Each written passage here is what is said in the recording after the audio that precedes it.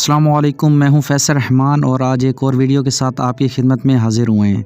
आज की जो वीडियो है उसका टॉपिक है पंजाब बेनेवलेंट फ़ंड के बारे में और इसमें हम देखेंगे कि ये क्या होता है और इसमें कैसे अप्लाई करेंगे, कौन लोग अप्लाई कर सकते हैं, इसका क्राइटेरिया क्या है और रिक्वायर्ड डॉक्यूमेंट्स क्या होते हैं। इसके साथ साथ 2021 की जो एडवर्टाइजमेंट है वो भी आ चुकी है हमारे पास बेनेवलेंट फ़ंड के हवाले से। वो जो उनकी दरख्वास्तें हैं वो वसूल कर रहे हैं और उसके बारे में हम देखेंगे। लेकिन फ़र्स्ट ऑफ़ ऑल हम ये देख लेते हैं उसके बेसिक क्या होते हैं, बेनेवलेंट फ़ंड क्या होते हैं। तो सबसे पहले तो आपसे ये रिक्वेस्ट है कि चैनल को सब्सक्राइब कर लें और इस वीडियो को कंप्लीट देखें ताकि आपको किसी किस्म का बाद में इसमें इशू फेस ना करना पड़े। तो चलिए अपनी वीडियो स्टार्ट करते हैं।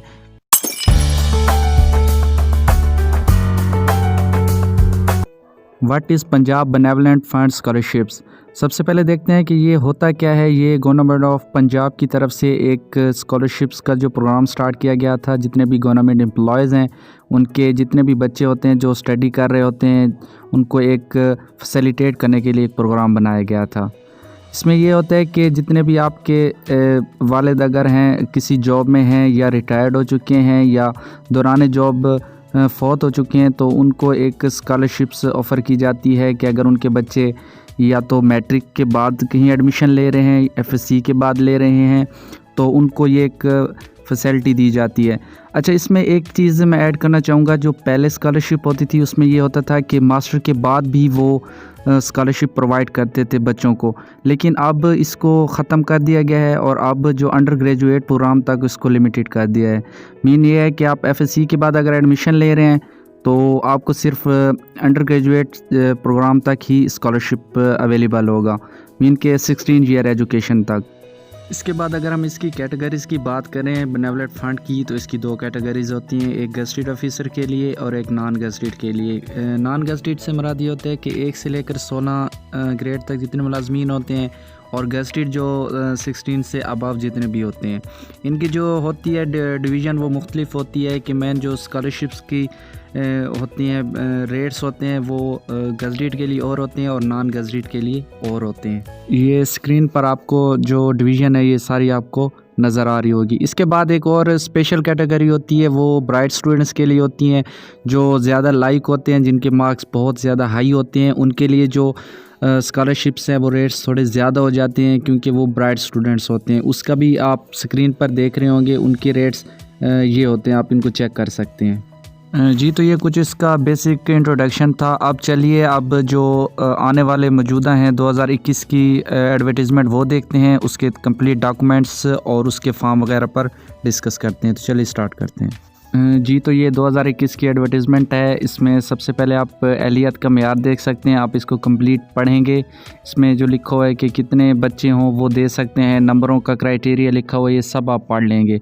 इसके बाद जो मुलाजमीन की जो मैंने पहले बताया था, जो गेज़टेड और नॉन गेज़टेड हैं, उस सब का यहाँ लिखा पड़ा है कि जो गेज़टेड होंगे वो अपने डॉक्यूमेंट्स जब कंप्लीट सेट बनाकर वो कहाँ जमा करवाएंगे।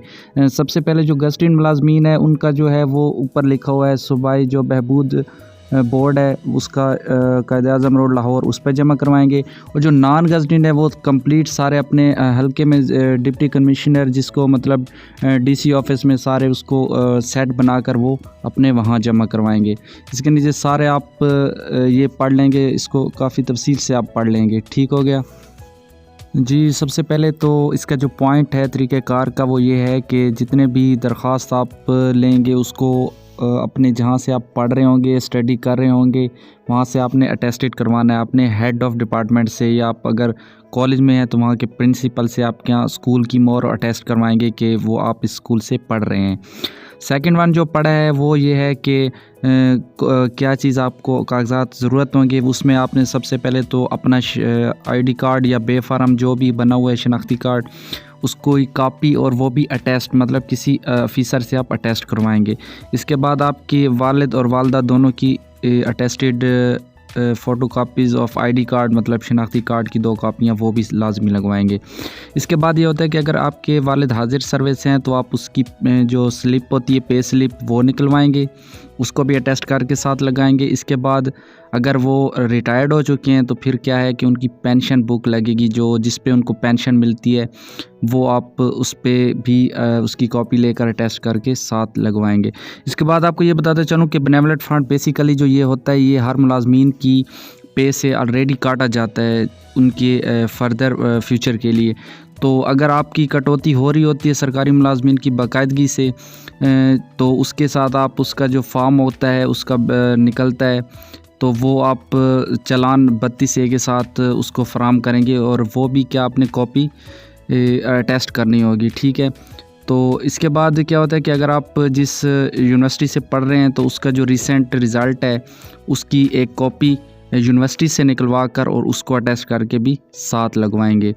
اس کے بعد آپ کے پاس جو لاسٹ میں ہوتا ہے کہ اگر آپ پرائیویٹ میں پڑھ رہے ہیں تو اس میں کیا ہوگا کہ آپ سرٹیفکیٹ ایک تو لے آئیں گے یونیورسٹی کے الحاق شدہ کا، کہ جس طرح ہم کہہ سکتے ہیں کہ وہ ایک رجسٹرڈ ادارہ ہے، جو بھی HEC سے ہے یا گورنمنٹ سے ہے تو اس کی تصدیق لازمی ہونی چاہیے۔ اس کے علاوہ ایک اور پوائنٹ پڑا ہے کہ اگر کوئی آپ ویسے کوئی امداد لے رہے ہیں کسی بینک کے ذریعے، کسی اور اسکالرشپ اگر آپ نے اویل کی ہوئی ہے تو اس کا بھی آپ لازمی حوالہ دیں گے، اس کا بھی آپ سینکشن لیٹر جو آپ کو بینک سے ملے گا اور اس کا لیجر لیٹر ہوتا ہے وہ آپ اس کے ساتھ اٹیچ کر کے وہ بھی لازمی لگائیں گے۔ مین کہ اگر آپ پہلے سے کوئی مطلب سرکاری امداد لے رہے ہیں کسی مد میں تو آپ اس کا بھی حوالہ لازمی دیں گے۔ اصل کہنے کی بات یہ ہے کہ آپ نے ہر چیز کو ان کو کمپلیٹ پرووائڈ کرنی ہے، آپ ان کو کسی قسم کا پرابلم نہ بنے۔ اگر آپ والد حاضر سروس ہیں تو اس کی کمپلیٹ ڈیٹیل دیں، اگر وہ ریٹائرڈ ہیں تو اس کی کمپلیٹ ڈیٹیل دیں۔ مین کہ کسی قسم سے آپ کا ان کا آبجیکشن کرنے کا سوال ہی پیدا نہ ہو، آپ اپنی طرف سے ہر چیز ایک کمپلیٹ ان کو پرووائڈ کریں۔ اس کے بعد کچھ نوٹس ہیں، مین کوئی وارننگ انہوں نے دی ہوئی ہیں اور کچھ بتایا ہوا ہے کہ آپ اگر سرکاری ملازمین آپ کے والد زندہ ہیں تو اس کے لیے 2 بچوں کا ایٹ اے ٹائم لگ سکتا ہے اسکالرشپ، اور اگر وہ فوت ہو چکے ہیں تو 3 کا بھی ہو سکتا ہے۔ اگر آپ زیادہ بچوں کا کوئی اگر زیادہ 1 2 یا 2 سے زیادہ کریں گے تو اس کا وہ اتھارٹی خود ذمہ دار ہوگی کہ وہ جتنے بھی ان کو الاؤ کر دے، 2 بھی الاؤ کر سکتے ہیں، 1 بھی الاؤ کر سکتے ہیں۔ تو یہ آپ سارے کمپلیٹ اس کی ویب سائٹ کا بھی حوالہ دیے ہوئے، آپ اس کی کمپلیٹ ایک دفعہ اچھی طرح ریڈ کر لیں گے۔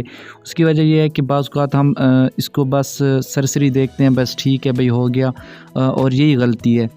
جی تو اب چلتے ہیں فارم کی طرف، یہ لیفٹ ٹو رائٹ اس کی ترتیب جا رہی ہے، ٹھیک ہے جی۔ اگر ہم پیج 1 کی بات کریں تو اس میں سارا آپ کو پرسنل اور آپ کا ایکڈیمک جتنا بھی ریکارڈ ہوگا وہ آپ پٹ کریں گے، ٹھیک ہے۔ اپنا نام، اپنا ID کارڈ، اپنے والد کا نام، والدہ کا نام، ID کارڈ یہ پٹ کریں گے۔ اس کے بعد والد کا موجودہ جو اگر جاب میں ہے تو اس کا حوالہ دیں گے، اگر ریٹائرڈ ہو چکے ہیں تو اس کو کمپلیٹ نیچے وہ بتائیں گے کہ کب ریٹائر ہوئے ہیں، ان کا سارا ڈیٹا پرووائڈ کریں گے۔